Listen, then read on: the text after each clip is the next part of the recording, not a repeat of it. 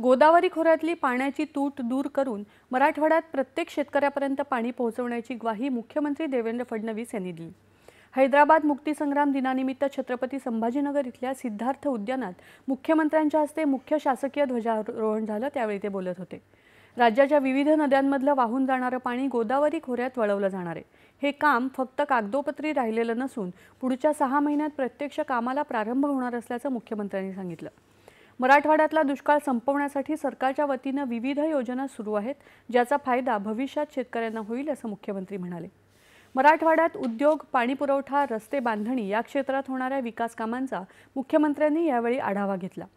मराठवाड्याच्या हितासाठी आणि प्रगतीसाठी राज्य सरकार कटिबद्ध असल्याचं मुख्यमंत्री म्हणाले। मराठवाड्यात अतिवृष्टीमुळे मोठ्या प्रमाणात नुकसान झालं असून नुकसानग्रस्त शेतकऱ्यांना तात्काळ मदत केली जाईल असं आश्वासनही त्यांनी यावेळी दिलं।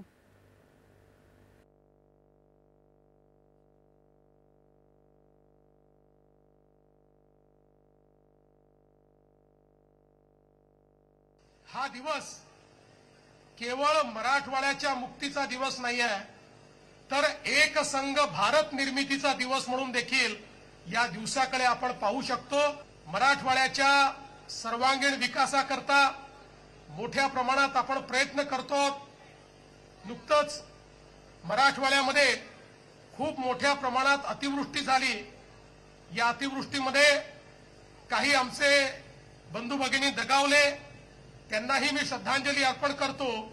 आणि ज्या शेतकऱ्यांचं नुकसान या अतिवृष्टीमध्ये झालंय त्यांना सर्वांना तात्काळ मदत ही राज्य सरकारच्या वतीनं देण्यात येईल। आणि मराठवाड्यातल्या अतिवृष्टीग्रस्त शेतकरी असेल किंवा गावकरी असेल, त्याच्या पाठीशी हे सरकार निश्चितपणे उभं राहील, हा विश्वास या निमित्ताने मी देऊ इच्छितो। त्यापूर्वी मुख्यमंत्र्यांनी मुक्तीसंग्रामाचं प्रतीक असलेल्या सिद्धार्थ उद्यानातल्या स्मृतिस्तंभास पुष्पचक्र अर्पण करून हुतात्म्यांना अभिवादन केलं। पालकमंत्री संजय शिरसाट, खासदार संदीपान भुमरे, कल्याण काळे आणि इतर मान्यवर यावेळी उपस्थित होते। उपमुख्यमंत्री तसंच बीड जिल्ह्याचे पालकमंत्री अजित पवार यांच्या हस्ते बीड इथे ध्वजारोहण करण्यात आलं।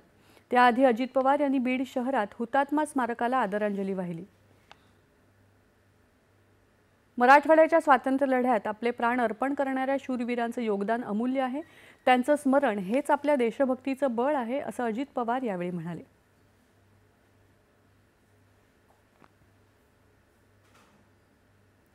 मराठवाड्यात सर्वत्र मुक्तीसंग्राम दिन विविध कार्यक्रमांच्या माध्यमातून साजरा